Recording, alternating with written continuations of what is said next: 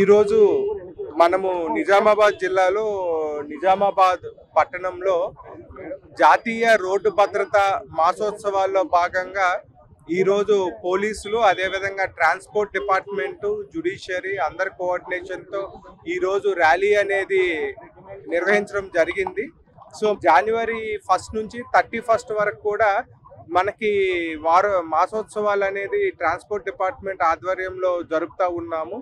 So దీనిలో ముఖ్యంగా మనకి ప్రజలకి అవేర్నెస్ క్రియేట్ చేయడము, చాలా వరకు మనకి దేశంలో చూసుకుంటే ప్రతి సంవత్సరం కూడా మోర్ దాన్ 1.5 lakh డెత్స్ మనకి రోడ్డు ప్రమాదాల్లో జరుగుతూ ఉన్నాయి.